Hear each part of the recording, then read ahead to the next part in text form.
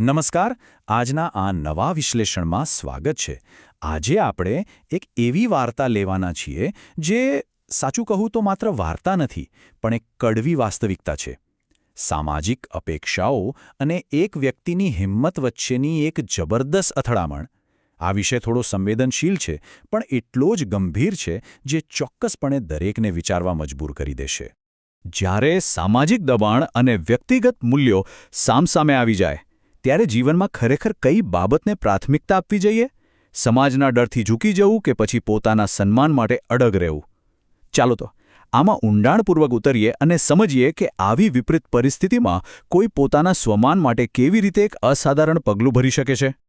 આપણે જે વાર્તાનું વિશ્લેષણ કરવા જઈ રહ્યા છીએ તેનો આ સીધો અને મૂળ સ્ત્રોત છે. આ કોઈ કાલ્પનિક ચર્ચા નથી હો. આ લખાણમાં રહેલા શબ્દો પાછળ એક અત્યંત શક્તિશાળી અને એકદમ વાસ્તવિક સંદેશ છુપાયેલો છે જેને આજે આપણે વિગતવાર સમજવાના છીએ. વિભાગ પહેલો, અનિતાના સપના અને વાસ્તવિકતા. ચાલો શરૂઆતથી જ જરા આખી પૃષ્ઠભૂમિ સમજી લઈએ. અહીંયા મૂળ સંઘર્ષની શરૂઆત થાય છે. એક તરફ અનિતા છે, ગરીબ પરિવારની દીકરી જેણે હમણાં જ પોતાનું ભણતર પૂરું કર્યું છે. એના મનમાં સપના છે પોતાની કારકિર્દી બનાવવાના, આત્મનિર્ભર થવાના. પણ બીજી બાજુ એના માતાપિતાની પ્રાથમિકતાઓ સાવ અલગ જ હતી. રૂઢિચુસ્ત વિચારસરણીના કારણે તેઓ બસ એટલું જ ઈચ્છતા હતા કે દીકરીના જલ્દીથી લગ્ન થઈ જાય. આ એક એવો વિરોધાભાસ છે જે આપણા સમાજમાં ક્યાંક ને ક્યાંક રોજ જોવા મળે છે. માતાપિતાએ યોગ્ય મુહૂર્તો શોધવાનું શરૂ કર્યું અને ટૂંક સમયમાં લગ્ન નક્કી પણ થઈ ગયા. પણ અહીં એક ખાસ નોંધવા જેવી વાત એ છે કે પરિવારની આર્થિક સ્થિતિ પહેલેથી જ નબળી હતી. એટલે લગ્નની તૈયારીઓમાં તેમણે પોતાની જિંદગીભરની તમામ બચત એક રૂપિયો વાપરી નાખ્યો. તેમની પાસે હવે કશું જ બચ્યું નહોતું. આર્થિક રીતે તેઓ સંપૂર્ણપણે ખાલી થઈ ગયા હતા અને એકદમ લાચાર સ્થિતિમાં મુકાઈ ગયા હતા. વિભાગ 2, મંડપમાં 5 લાખની માંગ. હવે અહીંથી આખી પરિસ્થિતિ અચાનક પલટાઈ જાય છે. અને આ બાબત બહુ સ્પષ્ટ રીતે દર્શાવે છે કે પરિસ્થિતિ અચાનક કેટલી ભયાનક બની શકે છે. લગ્નનો શુભ સમય સાવ નજીક છે અને વરરાજાના પિતા અચાનક અનિતાના પિતાને એક બાજુ બોલાવે છે. કોઈ પણ જાતની શરમ રાખ્યા વિના સીધી જ 5 લાખ રૂપિયાની દહેજની માંગણી કરી બેસે છે.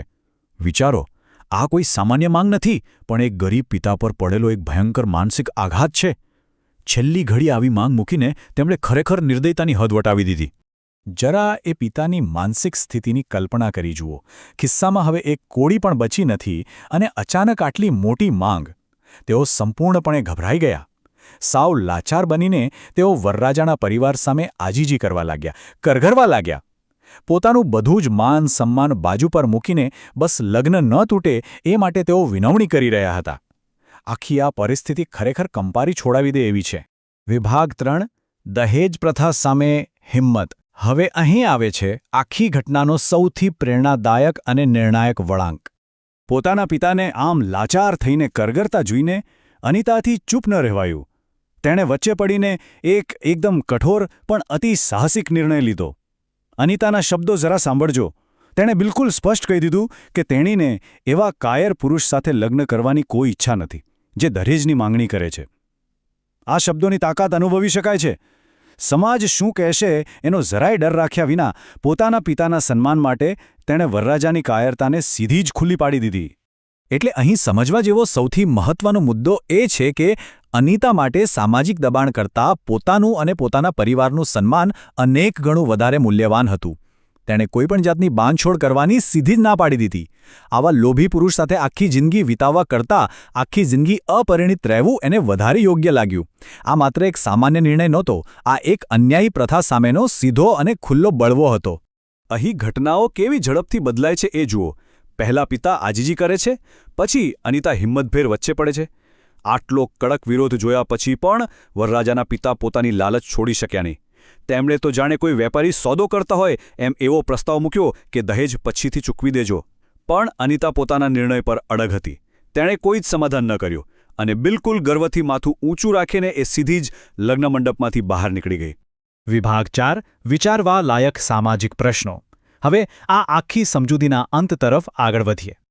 આ મૂળ લખાણના અંતે 2 બહુ જ ગંભીર પ્રશ્નો ઊભા કરવામાં આવ્યા છે. શું અનિતાનું આ પગલું વાજબી હતું? અને બીજો પ્રશ્ન, જો આવી કટોકટીભરી સ્થિતિ ઊભી થાય તો કોઈપણ પિતાની પ્રતિક્રિયા ખરેખર કેવી હોવી જોઈએ? શું સમાજની ખોટી આબરૂ બચાવવા માટે અન્યાય સામે ઝૂકી જવું યોગ્ય છે કે પછી અનિતાની જેમ માથું ઊંચું રાખીને સન્માનના માર્ગે ચાલવું જોઈએ? આ પ્રશ્નોના જવાબો કોઈ એક વ્યક્તિ પૂરતા સીમિત નથી, પણ એ આપણા આખા સમાજની માનસિકતા નક્કી કરે છે. આ વિશ્લેષણ પરથી એટલું ચોક્કસ સમજાય છે કે સાચી હિંમત ક્યારેક સૌથી મુશ્કેલ પણ સૌથી યોગ્ય નિર્ણયો લેવામાં જ રહેલી હોય છે. આજના આ વિશ્લેષણમાં જોડાવા બદલ ખૂબ ખૂબ આભાર. આશા છે કે આ સમજૂતીએ આ ગંભીર મુદ્દાને એક નવા દૃષ્ટિકોણથી જોવાની પ્રેરણા ચોક્કસ આપી હશે.